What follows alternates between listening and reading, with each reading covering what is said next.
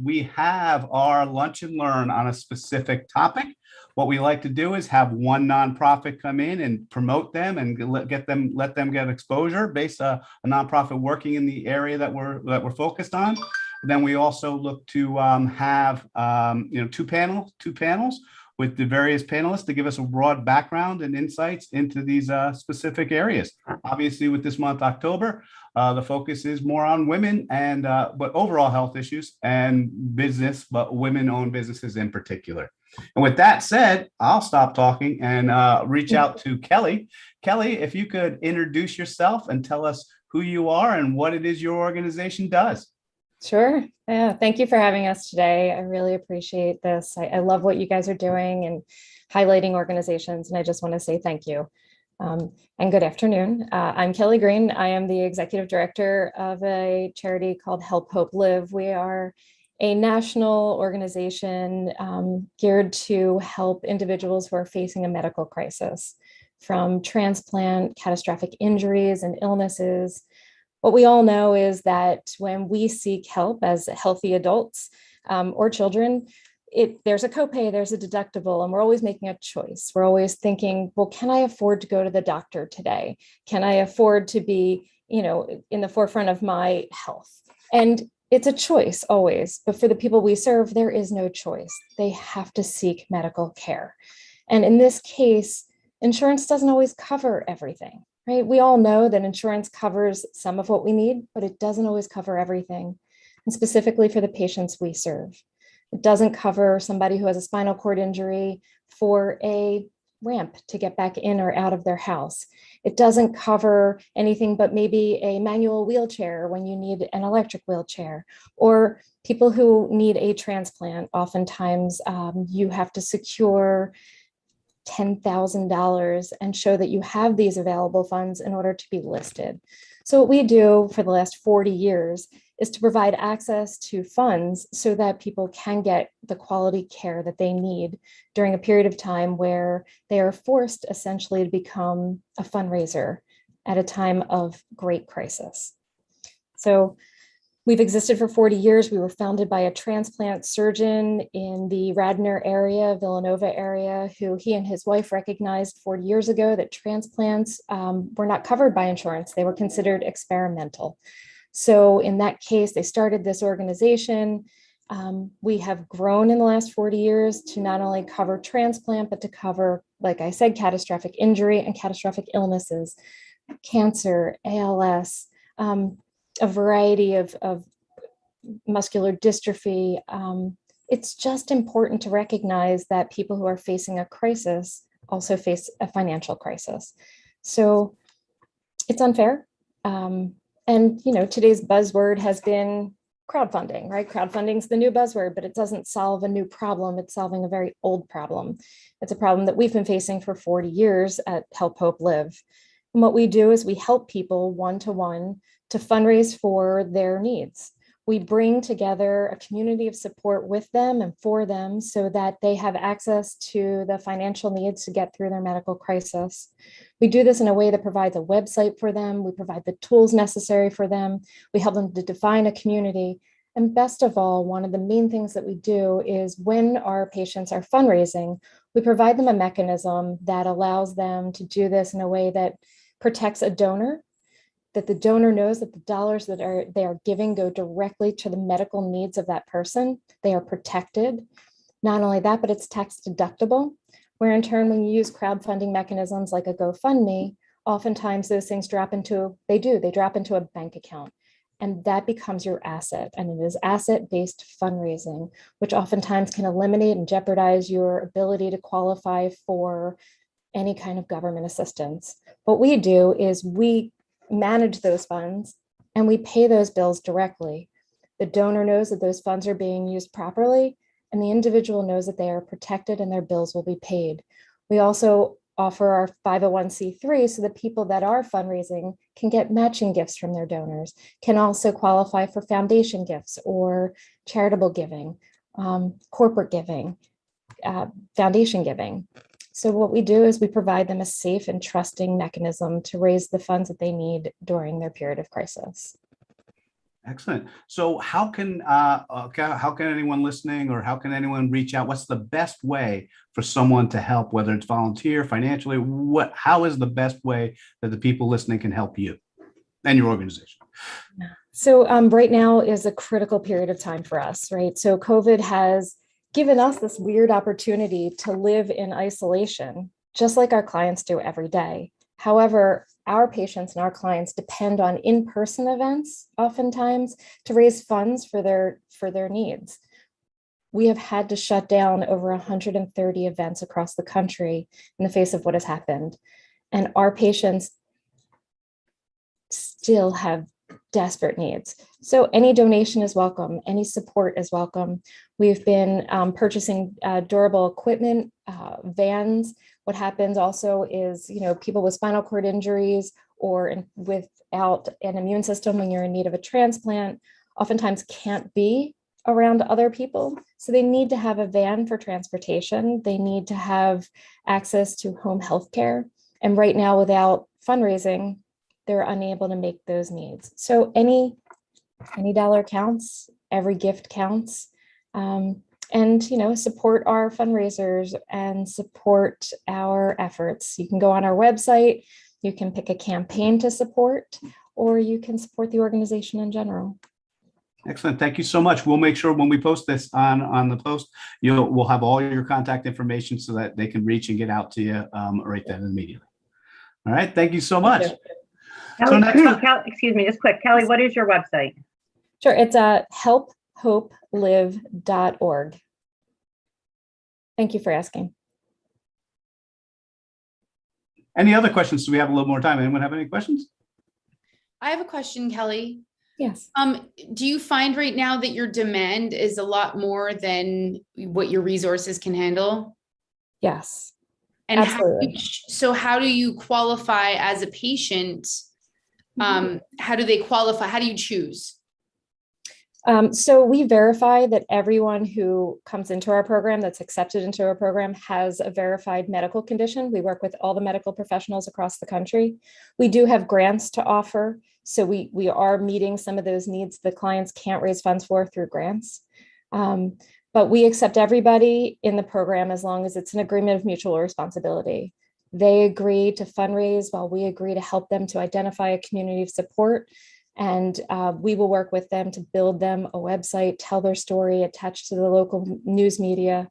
And we can accept anybody who is ready to seek help. Okay. Thank you for asking. Yeah. We've raised over $158 million over our 40 years. Yes. Wow. Very impressive. Very impressive. Thank you. All right. So moving on to our first panelist, we're going to start. I'm going to have first Rochelle introduce yourself, who you are, and what you do in the area of health. Yeah. Good afternoon, everybody. Thanks, Dennis, for having me. My name is Rochelle DiCrescenzo. I'm a physical therapist, and I focus my practice on John Barnes myofascial release. I've been a PT for about 17 years now. And the last 4 to 5 years I've really focused my studying and my schooling and practicing on myofascial release, which is what I'll be talking about in a little bit. Excellent. And Karen, would you like to introduce yourself, who you are and what you do? Yes, thank you, Dennis, and thanks for having this panel. And Kelly, you're impressive. Your organization, I love it. I'm going to have to follow up with you on that. But my name is Karen Sammer. And my business is called Your Power, Your Health, Nutrition, and Health Coaching. So I'm a nutrition and health coach, certified and in both of those areas. And I primarily work with women who live with or are at risk for developing chronic illness, like heart disease or diabetes or obesity or even cancer, anything that we can manage through lifestyle and nutrition. Because a lot of those illnesses or those conditions are actually preventable if you get them early enough. And you are vigilant about taking care of your health and your well-being.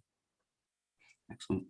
And as far as going in, so we'll come back to Rochelle. Obviously, October is Breast Cancer Awareness Month, but that's not the only issue that women face when going through and challenges and pieces. Can you talk a little bit more about what it is to, preserve your health and insights or tips that you have, Rochelle, to help people to really focus, not just in October, but every month on their health.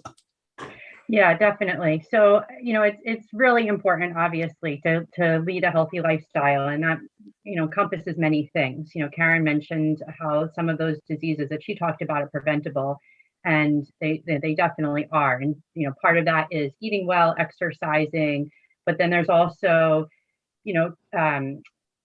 having healthy relationships. There's so much that goes into a healthy lifestyle. So what I do with my patients is, I talk about all of those things with them, because I really don't focus on the symptom that they come to me in isolation. So someone may come to me and say, I have shoulder pain, I have back pain, I have knee pain, I have foot pain. Okay, great. But that's never just the problem. It goes so much deeper than that for almost everybody, especially if it's a chronic issue. So I really look at the whole person, body, mind, and spirit, and also the whole body it's so important to look at. So I'll just, before I talk a little bit about myofascial release and why this modality is important, I just want to give a quick definition of the fascial system and what myofascial release is. So most people have heard that we have a muscular system, we have a skeletal system, we have a circulatory system. We know those terms. We also have a system in our body called the fascial system, and that's a three-dimensional connective tissue web that runs continuous from head to toe in our bodies. And when you think of all the other systems, our skeletal system, our muscular system, and you think of those in your body, what holds it all together? It's just not in there floating around. In order for it to stay in place, the fascial system, which is this three-dimensional connective tissue web, connects and holds it all together. So therefore, the fascial system is really one of the most important systems in the body, because it has an effect on every other system, and it extends all the way down to the cellular level. So as I give a visual of that, I like to use this little ball, this Overman sphere it's called. The fascial system, like I said, so it's a web and it's a glide system. So it should glide and move freely as we move. We raise our arm, we turn our head, the fascial system should move. And if we think of this ball as the web, and then we can kind of imagine that through that web is all those other things we talked about, our blood vessels, our bones, our nerves, and all those other things kind of go in there. They should all move and glide together as we move. But when there's a restriction in that fascial web, so if I hold down this part of the ball, now no matter where I pull on the ball, doesn't matter where I pull, the whole system does not glide as freely. So when someone comes in with shoulder pain, if I solely look at the shoulder, I could very well be missing where the restrictions are in other places in their body. So that's kind of the base of it, is we look at the whole person. And when we find those restrictions in the office, what we're working on, when I'm seeing them one-on-one, is manually with my hands. Visually, I'm looking and seeing what their posture looks like and how they're moving. And then manually working with those restrictions. So we find them, I sink my hands in and kind of wait for the body to respond and melt and help to relieve those restrictions. It's not a massage. I'm not rubbing and I'm not cracking bones like a chiropractor. It's very gentle, and I work with the person's body. I wait for their body to respond to my touch rather than enforcing touch or movement on them. So it's a different kind of treatment.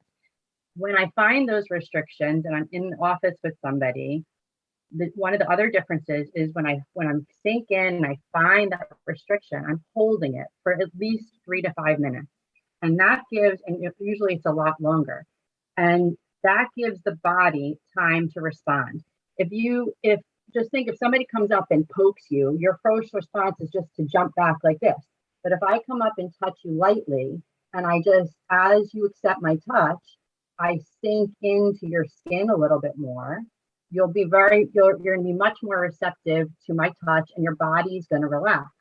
So very similarly, if I go in and I'm cracking, or doing a manipulation like a chiropractor might do, or I'm doing a hard massage, your body might tense up even more when it's already tense. So it's a very gentle type of work.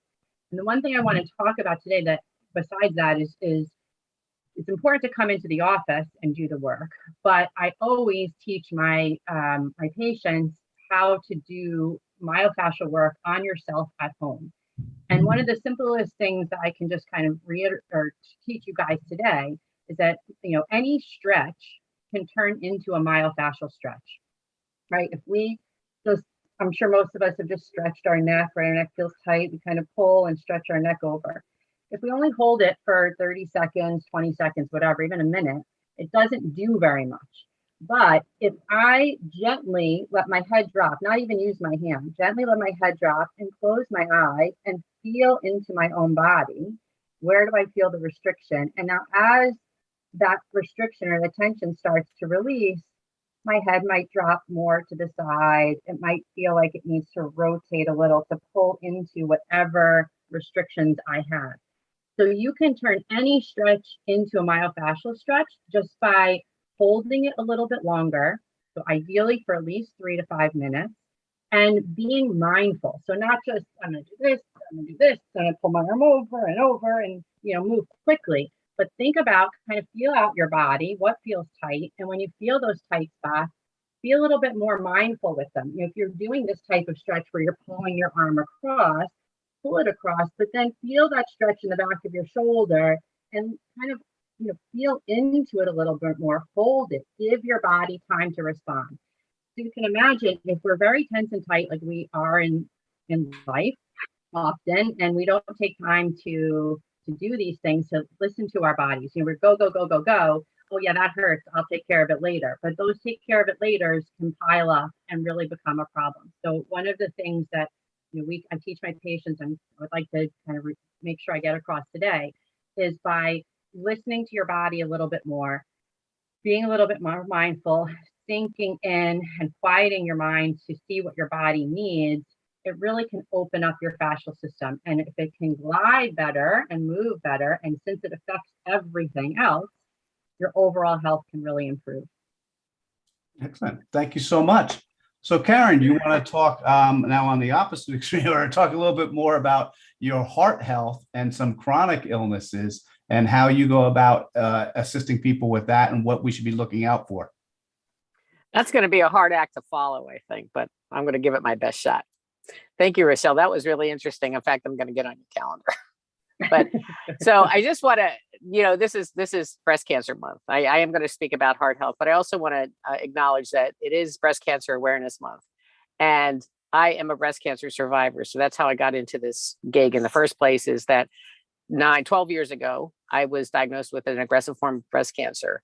And my life was it was not in a good way. And I was in a downward spiral to no place good. And so what I wanted to do, after having gone through the pretty grueling treatment for 6 months, actually it was a year of treatment, I decided that I wanted to do something to remediate any possibility or any probability of recurrence.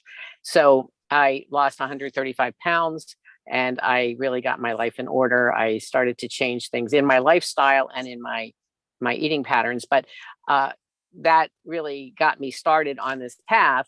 And then 2017, I had a heart attack, which was unrelated to heart disease as we would we would usually think of heart disease. My arteries weren't clogged, none of that. I had this anomaly in my body that caused it to happen. But my cardiologist thought that I would be a good candidate to become a women heart champion. So she sent me to the Mayo Clinic to be trained to be a women heart champion community educator. So now I go out and I talk about women and heart health. And that is kind of the area that I focus on now: preventable chronic conditions in women's bodies, not necessarily just women, but my target audience, the same body that I have happens to be in women. So I feel that I am more qualified to help.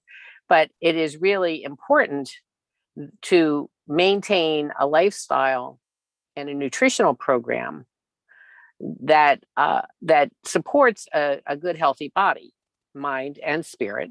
Because like Rochelle was talking about, you need to treat the whole person. You can't, allopathic medicine, Western medicine, as good as and effective as it is, typically is a symptom-based treatment protocol. So you go into an orthopedic doctor and you tell them you have shoulder pain, they're going to focus on your shoulder pain and they're going to do things to alleviate that shoulder pain. But like Rochelle was talking about, that shoulder pain may be related to your other hip or something, or your foot, or something unrelated to that particular shoulder. Well, it's the same with the things that I work with. People, what I have found with my clients and myself as well, it's never about the food. When I work with people, I look at 5 different areas. I look at their mindset, because if we don't get your mindset in order, you're going to continue on that roller coaster all the time. You're going to do well for a while, then something's going to happen to derail you, and you're going to go off the rails. It's really important to really get your mindset rock solid about your health and your well-being in order for you to maintain that in the long term, when things are not going well, or when there's stress in your life, or whatever's going on. You want to make sure that you keep your eye on the prize. I also look at lifestyle. Lifestyle includes stress management. It includes exercise. It includes sleep hygiene and good quality restorative sleep every single night, because one night of a sleep deprivation can have a significant negative impact on your health. And it doesn't take much. You're a couple hours short of sleep. That could have an impact on your mental health, your physical health, your dietary choices, because your hunger hormones get all wonked out, because if you don't get enough sleep, you don't know if you're full, you don't know if you're hungry, you're always hungry, you're never hungry, you want sweets, you want refined carbohydrates that are going to give you quick energy, but they're also going to have a negative impact. So that's lifestyle. Then we talk about emotional health, because that is not to be understated about when your body goes through significant changes. I lost the equivalent of another full-sized adult human being. And that had a significant impact on my emotional health, because I took off that suit of armor, and that suit of armor was not insignificant in my life. So I felt much smaller in the world, and I felt like I took up much less area in the world, and I had much less significance because of that, because I wasn't as large a human as I had been prior to that. Then there's your self-care, because as women, we are typically not good self-care providers. We are caregivers to everyone else, especially if we have families that include a spouse or partner and young people. And we always give to other people typically, and don't save enough for ourselves. Well, you can't pour from an empty cup. So if you don't replenish your own reserves, then eventually you're just going to burn out, and you're not going to be good for yourself or anyone else. So it's really important to put yourself at the top of that priority list, which it sounds selfish, but truly it is not. It is actually the most selfless thing that you can do, because you are providing the resources to you to give to other people. And then the last thing is our nutrition. Yeah, I went through all of the other things, but nutrition is very important, but it is not the only important aspect of maintaining a healthy lifestyle, because we get we do receive a lot of conflicting information about what is good and good versus bad in food choices. And just giving those adjectives to food choices puts a negative or unreasonably positive spin on something that should have kind of should be neutral. It's really about making choices that are going to best serve your body, and provide the information to your body that it needs to perform optimally. And your mental health. It's also, when you eat foods that are not necessarily recognized by your body as food, you are really not supporting your mental health or your physical health. And over the long term, the consequences of that end up being heart disease, or high cholesterol, or high blood pressure, or diabetes, or cancer. All of these conditions have been exacerbated by the choices that we've been making over these many years in fast food, in refined carbohydrates, in food-like substances that our bodies don't know what to do with, because they are not really food. They are chemical replicas of natural food. And our bodies were not designed for that. Our bodies have not evolved in 10,000 years. So it's really the ramifications of eating these chemically laden, preservative full boxed foods. Really, that what happens is that looks like a toxin in our body, and it is stored in our adipose tissue, our fat cells. So what it does is it not only holds those toxins in our body, but then it doesn't allow those cells to release and shrink, which is what really happens when you lose weight, is those fat cells shrink. They never go away. So, making the choices. Dennis, tell me if I go too long, because I can go on forever for this. I was going to say, so the one thing, if you have in 2 minutes or less, so you want to just summarize what's the one thing that you want people to remember from today? Okay, the one thing I want you to remember is eat from nature. Okay, if it comes in a box, bag, or can, it probably isn't good for you. So eat from nature. That would be my number one suggestion for people. Excellent. And we'll have your contact information. Obviously, you have your page on Teams and everything, but what's the best way for people to reach out to you? They can go to my website, www.yourpoweryourhealth.com, and they can book a consultation with me. I give a free consultation. There's a video on there that you can find that will give you the information on how I conduct my program. And I'd love to talk to anybody. We can just make an appointment so we can just chat and you can learn more about what I do. Excellent. And Rochelle, I'm going to bounce back the same question to you, well, to both questions. But first, what's the one thing you want people to remember most about today? And then what's the best way for people to reach out to you besides going to the Teams page? Yeah, thanks, Dennis. I think the one thing I want people to know is, it's never too late to start to take care of your health and to start to take care of your body. Those things, everything Karen said, I just echo all of that 100%. The word disease, right, breaks down to dis-ease. And that dis-ease is caused by not taking care of ourselves. And it just shows up in all these physical symptoms that can happen anywhere in our bodies. So just know that it's never too late to start taking care of yourself. I love Karen's last message. Her last thing is just, eat from nature. That's wonderful. And I think from my perspective, just start moving more and stretching a little bit outside of your normal movement, outside of your stairs, up and down, out of bed, up and out of your car, trying to explore your body a little bit more, move it, and just see what feels tight and where you can really sink in and open up your fascial system a little bit more. And people can find me on my website at The Healing Journey, mfrpt.com. I also offer free phone consultations so we can chat about if we're a right fit for each other. And all my information is on there, and more about me and about myofascial release. Excellent. Thank you so much. Great job, everyone. So now we're going to be shifting gears a little bit, and we're going to be focusing on, it is also Women Entrepreneurial Month and Women Business Month. So we're going to go through and we're going to introduce everyone. We'll have a chance. But since Vipin's the only male brave enough to get on the panel, we'll give him the right to go first, and then we'll come back as we go around everyone. So Vipin, you want to introduce yourself, who you are and what you do? Yes, thanks, Dennis. So my name is Vipin Singh. I represent a company called Murphy Business Sales. We help with buying and selling of businesses, business valuations, machinery and equipment appraisal.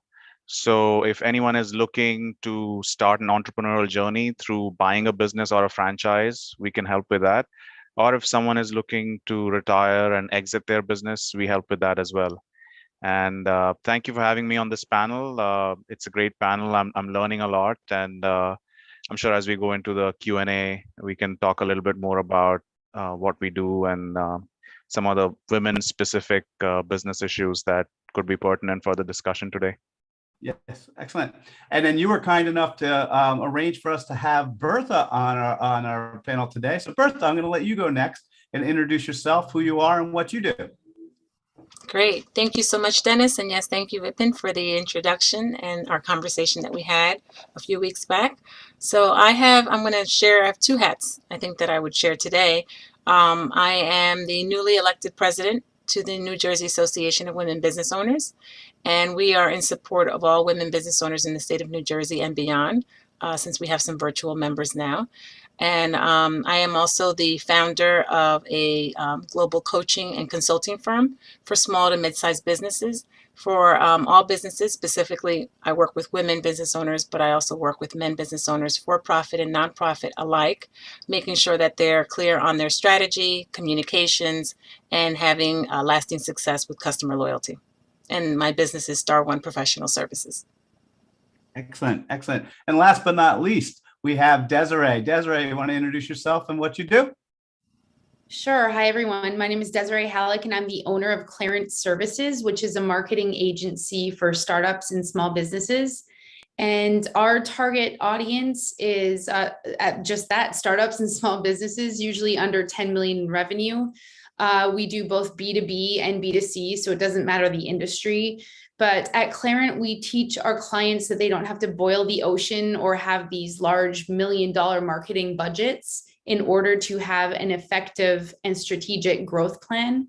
Yeah, that's a little bit about Clarent. Excellent. So we'll come back to Bertha to get started on this next round. And kind of, Bertha, do you want to take a couple minutes, about 5 minutes or less or so, to kind of explain exactly your roles in these two organizations, what you do, and not just women in general, but that's the topic, but whatever it is about business, because in a certain way, business is business. It doesn't care who you are. You just have more challenges as a woman. So if you go ahead. Sure, thank you. I think I want to go along the lines of what we were talking about in the first segment and making sure that you have a healthy business. Especially now we're thinking of many businesses, the buzzword has been, pivoting. And I had a business, and now what do I do that I have this threat of the pandemic? What do I do now that I'm not, face to face with my clients or with my vendors or with my fellow business owners? So in thinking of having a healthy business, the first thing I would always say is to have a plan.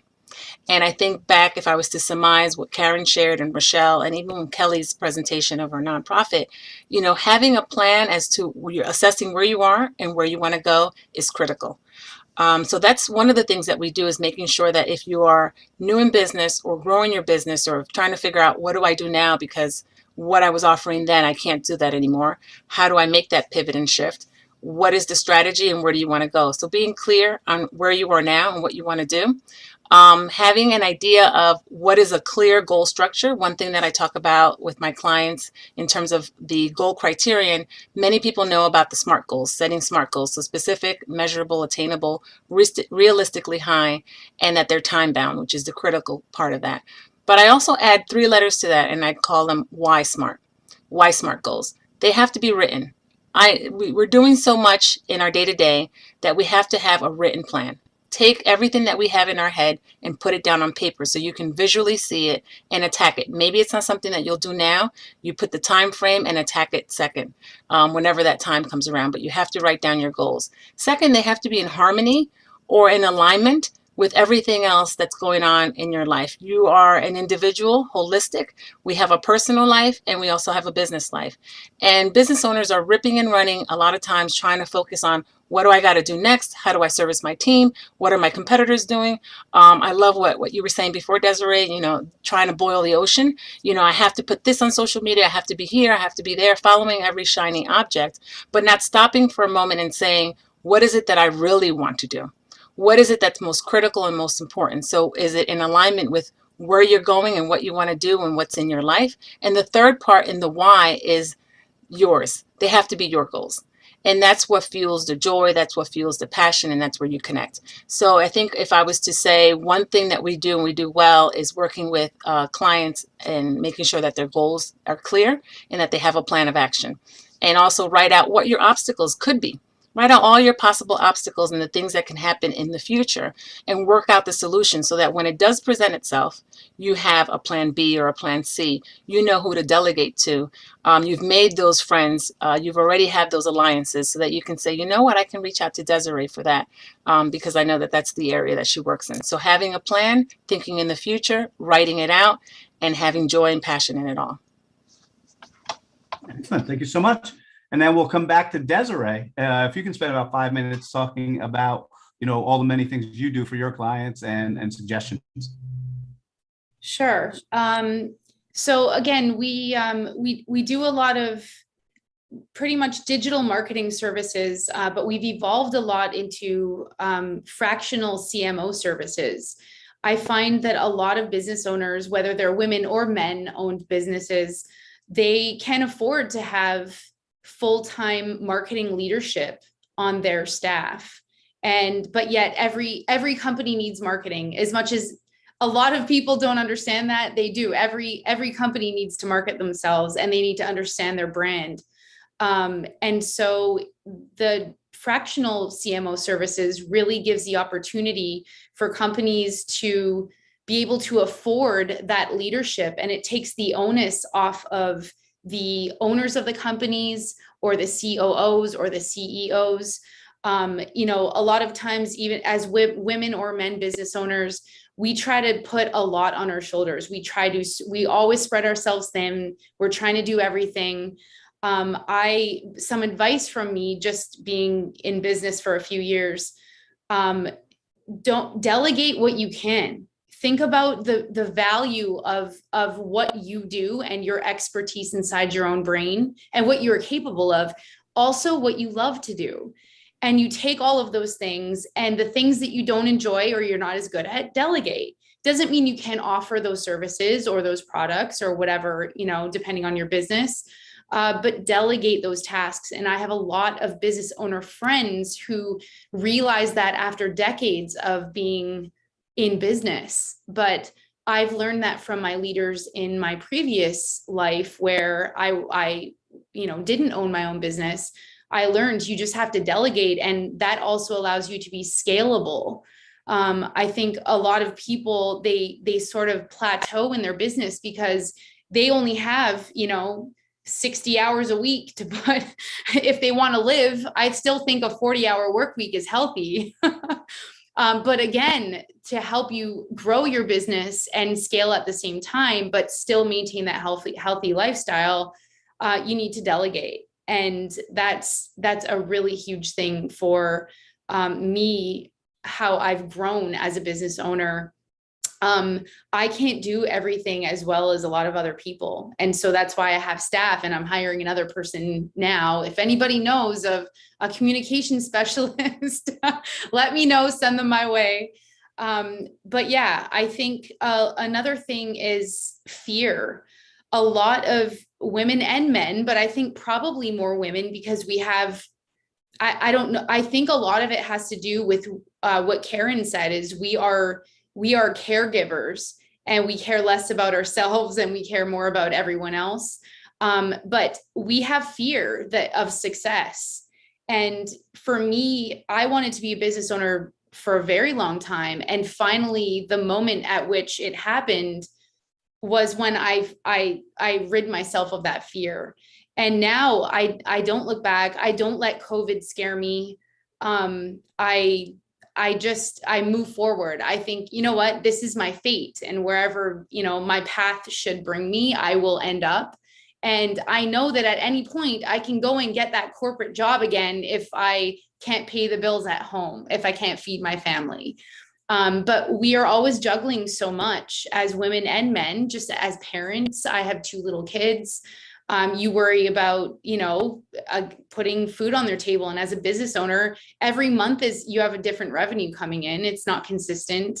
And so you want to just make sure that, there's always that, first of all, create a safety net for yourself and know that there's always an option B, but don't have the fear of succeeding.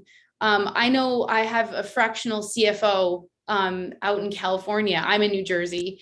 And he's like, Desiree, your goal you should be able to hit, X amount of revenue this year. I'm like, whoa, no. I don't want to kill myself here, And I'm like, why? And it turns out I'm in Q3 and I'm already hitting that goal that I told him not to set.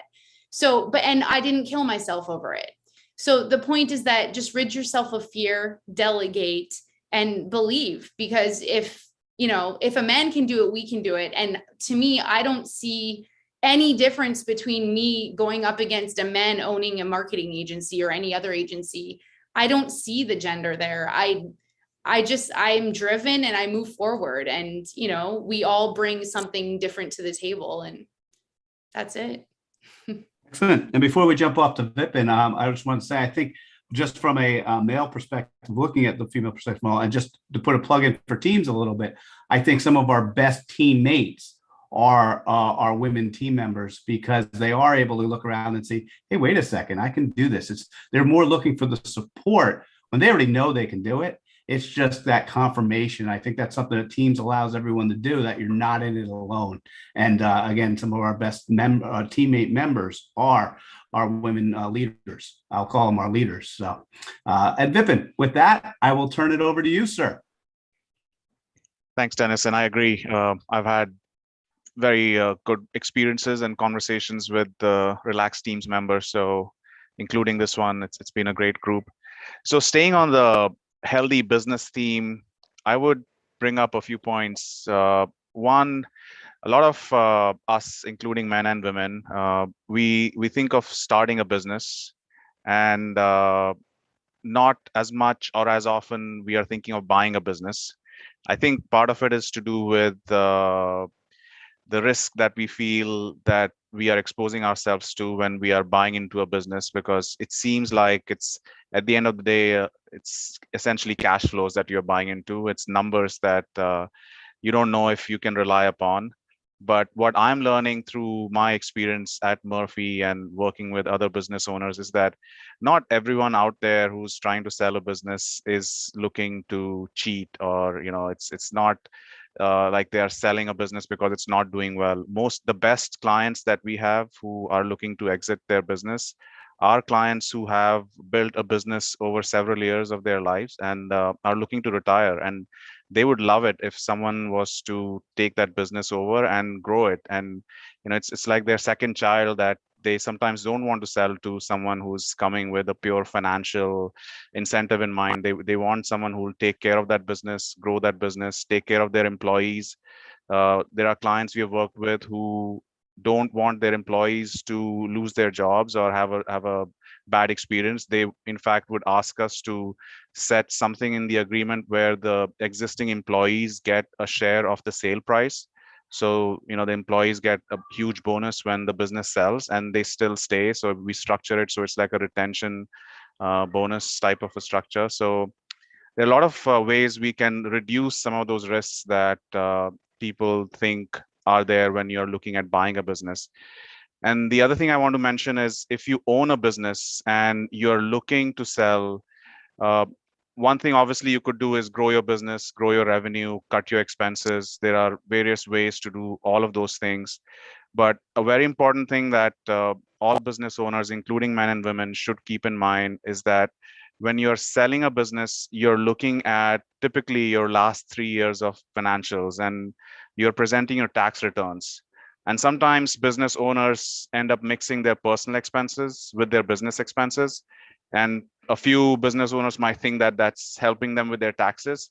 But especially when it comes the time to sell your business, and if there is too much mixing of business and personal expenses, that can cause a big problem. And banks would not like to see those kind of tax returns or financials. A buyer would be really concerned if the numbers that he or she is looking at are reliable. We can add back some of the personal expenses to the extent they're reasonable and come up with pro forma earnings, but it's not always easy. So our recommendation to existing business owners is always to focus on keeping your financials clean. There are various systems out there these days that can help you do that, QuickBooks being one of them. And make sure that when you're thinking of selling your business, you're not mixing your personal expenses, as you might be saving 20-30% on taxes by mixing your personal expenses. But when you sell a business, you're looking at 2 to 3 times multiple of your earnings. So if you think of saving $20 on a $100 expense, at the same time, that same $100, if you were not mixing a personal expense, you could get $300 for those $100. So it's a 20 versus $300 of a differential. So huge differential that one should keep in mind. And talk to your advisors, talk to your CPAs, talk to your business intermediaries. Sometimes attorneys also have a view into how a deal should be structured. So as you're selling, you can plan appropriately from a tax point of view. We are all aware of discussions going on in DC around increasing tax rates. So how do you structure a sale before you talk to a buyer? You need to plan for those things and give it time. So preparation is key. Let me stop there. Excellent. And as a CPA, I'll have to chime in on a couple of those things. First of all, I definitely agree with you. The QuickBooks, though, you can usually go with Zero a lot better. I highly recommend, even if you get it on your own, Zero is just exponentially more affordable, more powerful, does more things. But not only that, people lose sight of the fact that they are trimming and saving all this on a little bit of taxes, and then they retire and realize they have no Social Security because they've been chopping out of their self-employment taxes, and the nickels and dimes they've been saving come back to haunt them. So, we always look at all those things. I think you hit the nail on the head with a number of them. You've got to have that plan. If you're planning on selling, you got to start looking 3 years in advance to really look at what you're doing. And you want to be in control when you're selling. You don't want to sell as a fire sale need to sell. You always want to be able to sell and let it be your choice as opposed to it being someone else's choice. And that's something we always bring up with clients. And one other thing I'll put a plug in. I know it wasn't directly from you at the time, but one of the members of Teams, Jonas, has bought his business and swears by it, loves it, and is exponentially growing it. And his owner is still there. And it's a lot of the things that you talked about. The owner just said, I'm done owning. I want to just do a little more, but I love it. I want to stay part of it. And Jonas has worked out wonderfully by purchasing a business, and it's could be the right thing a lot and great. That's why we have you here to talk about some of those and the advantages of women-owned businesses and things. So as far as with that, we'll come back for the final comments and reaching back in order. So we'll go back where Vipin, you will now get the chance to give your last statement. Basically, what's the one thing you want people to remember, and what's the best way to reach you besides your profile page on Teams? Yes. So one thing I would want people to remember is when you're considering a startup versus buying a business, think of buying a business as a viable alternative.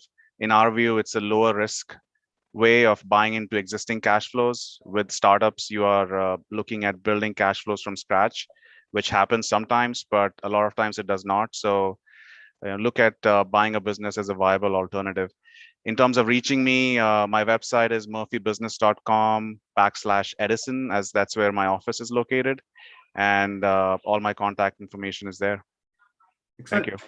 And then we'll come back. And as far as 2 minutes or less, Bertha, do you want to give your summary as to what's the one thing people should remember from today? You have some wonderful points. What's the one thing you really want people to remember, and how's the best way for them to reach you? Sure, absolutely. I think it's have a plan. If it was to surmise everything that we just said today from top to bottom, whether it's about your health, whether it's about the business health, whether it's about not commingling your financials, have a plan, write it down. And don't be afraid, like when we were younger, to dream big. Dream and then solidify the dream with some structure and make it a goal. And you can make it happen. So that if someone does tell you, like they told Desiree, that's the number you should hit, and you're like, no. Once you write it down and it's in your universe and in your atmosphere, you'll be able to target that. One thing that I'd also like to share is think about collaboration. There are others that have been there, done that before you. You're not alone. There are so many resources that are available to us as business owners that we can avail, that sometimes we don't avail ourselves because we don't know that they're there. So when you're networking, don't always just look at the other individual as a potential prospect or client, but who is behind them? What's their network? Who do they know? And what do they know? And really intentionally ask questions that can help you, and then always turn around and ask how you can help them, because you may have the answer for that other individual. So make sure that you use those resources. And I would say that that's one segue into my plug and my share, which is NNJABO, the New Jersey Association of Women Business Owners, where we believe in relationships, referral, and revenue.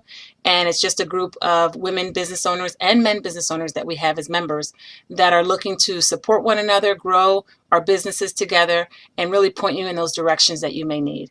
And the way that you can reach me and my business is going to star1professional.com. This has been a great pleasure. I have a lot of notes. Thank you all. Thank you. And to finally wrap it all up, we'll have Desiree. Yeah, I think the takeaway here that the advice I would give is really don't kill yourself. As a business owner, you don't have to be up all night and up all day. I know that I'm an insomniac. I strategize at night and I execute during the day, but you don't have to do that. You can have a well-balanced life and own a business and still be there for your family, and you can be successful at it. The second thing that I didn't mention yet, but one big takeaway that I think is so important is to appreciate your employees and treat them like it and let them know that they're doing a good job. And if you need to criticize them, give them constructive criticism, and you can say it with kindness in your voice or in your messages rather than, kind of beating down on them.